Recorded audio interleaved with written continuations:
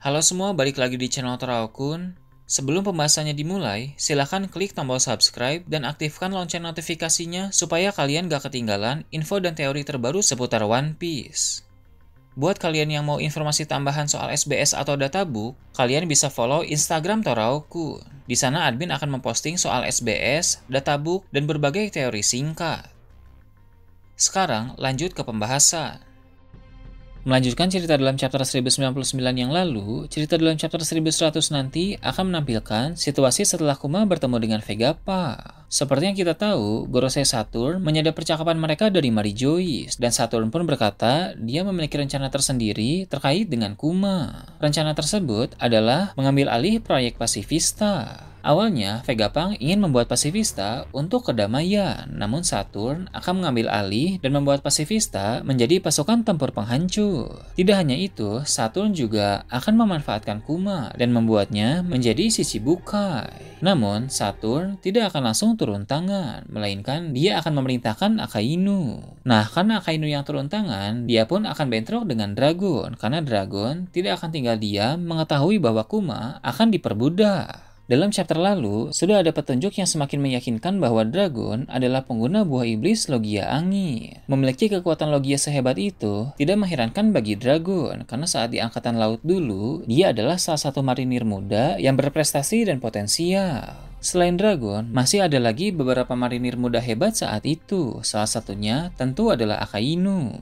Sebagai sesama marinir muda yang hebat, Dragon dan Akainu pasti saling mengenal secara pribadi. Ditambah lagi, mereka berdua seumuran. Bila kita ingat kembali, dalam perang Marineford, Akainu sering menyebut Luffy sebagai si anak Dragon, berbeda dengan kebanyakan orang lain yang menyebut Luffy sesuai julukannya, yaitu Topi Jerami. Hal tersebut menandakan Akainu memang mengenal Dragon secara pribadi. Kelihatannya, hubungan Dragon dan Akainu pada masa lalu tidak baik. Mungkin mereka saling tidak menyukai sikap dan sifat satu sama lain, bahkan mereka berdua layak disebut sebagai rival. Seperti yang kita tahu, banyak orang kuat memiliki rival, entah itu rival seprofesi atau rival dengan latar belakang berbeda. Beberapa contohnya adalah Garp dan Roger, Roger dan Shirohige, Shanks dan Mihawk, dan seterusnya. Untuk Dragon, rivalnya dulu adalah Akainu. Walau keduanya sama-sama marinir muda yang paling bersinar, tapi sepertinya Dragon selalu selangkah lebih maju dibanding Akainu.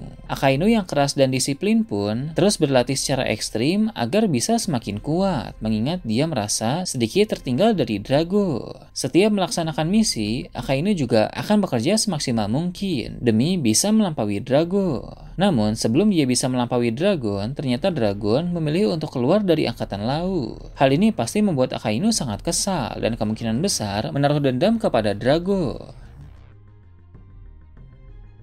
Keluar dari Angkatan Laut pun membuat Dragon di mata Akainu menjadi seorang pengkhianat. Tak heran dalam perang Marineford, Akainu begitu menggebu-gebu ingin menghabisi Luffy. Akainu bahkan pernah berkata, para bajak laut lain boleh lolos, kecuali Ace dan Luffy. Untuk Ace, jelas karena dia adalah anak dari Roger, sang raja bajak laut, dan dia pun memang harus dieksekusi pada saat itu. Sedangkan untuk Luffy, itu karena dia adalah anak dari Dragon, rival Akainu pada masa lalu yang kemudian dia anggap sebagai pengkhianat karena keluar dari Angkatan Laut.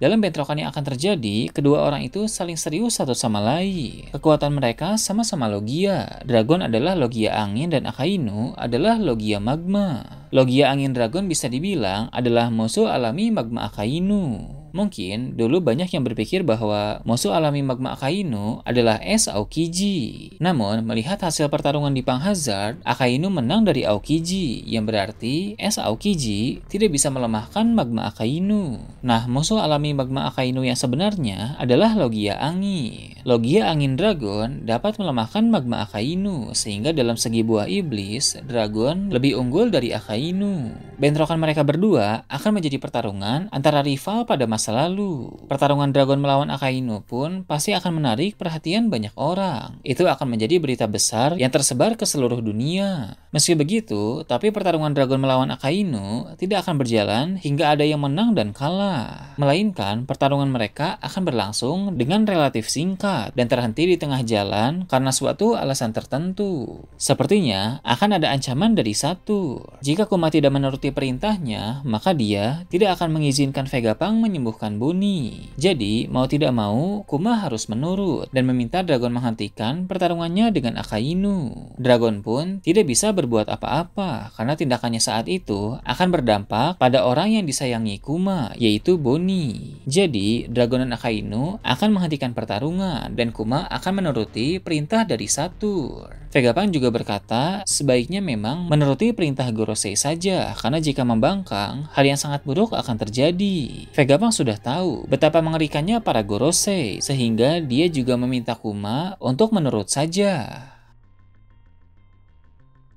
Kembali membahas soal Dragon yang pernah menjadi marinir, di sana dia pasti memiliki teman-teman saat masih tergabung dalam angkatan laut. Walau Dragon tidak menemukan adanya keadilan di sana, tapi bukan berarti dia tidak memiliki teman. Kemungkinan besar, salah satu teman Dragon adalah Aokiji atau Kuzan. Kuzan pun dulunya pasti berprestasi, sehingga sebagai sesama marinir muda potensial, dia dan Dragon saling mengenal. Jadi, circle-nya dalam angkatan laut adalah Dragon berteman dengan Kuzan dan Akainu berteman dengan Kizaru. Seperti yang kita tahu, pada masa sekarang ini, Kuzan pun memilih untuk mundur dari Angkatan Laut. Setelah keluar dari Angkatan Laut, mungkin diam-diam Kuzan mencari teman lamanya, yaitu Drago. Dalam pertemuan mereka, Kuzan bergabung dengan pasukan revolusi. Namun, bergabungnya Kuzan di sana belum dibocorkan oleh Dragon, sebab dia ingin Kuzan melakukan suatu tugas rahasia. Tugas itu adalah masuk ke dalam bajak laut Kurohige dan menjadi mata-mata di sana. Alasan mengapa Dragon ingin Kuzan menjadi mata-mata dalam bajak laut Kurohige karena pasukan revolusi pun menganggap bajak laut Kurohige sebagai sebuah ancaman. Tentu kita ingat bahwa bajak laut Kurohige pernah menyerang Baltigo, markas besar pasukan revolusi sebelumnya. Dragon ingin tahu rencana dan pergerakan Kurohige, tapi dia dan para komandan harus fokus dengan musuh utama mereka, yaitu pemerintah dunia. Maka, menempatkan Kuzan di dalam bajak laut Kurohige adalah keputusan tepat. Dalam misi Kuzan di sana, tentu ada hal-hal di luar dugaan yang terjadi. Salah satunya adalah serangan Garp ke Pulau Bihif.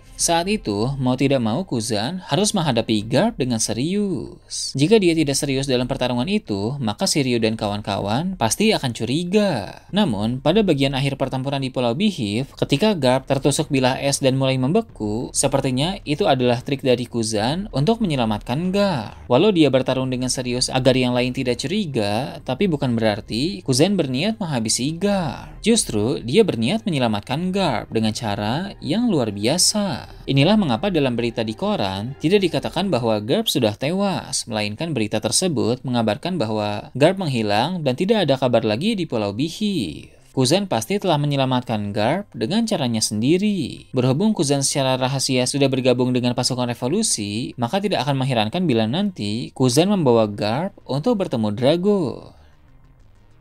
Nah itu tadi pembahasan tentang One Piece chapter 1100. Gimana menurut kalian? Silahkan tulis di kolom komentar di bawah. Oke, segitu aja untuk pembahasan kali ini. Jangan lupa like, share, dan subscribe untuk video menarik selanjutnya. Gue Toraukun, Shambles.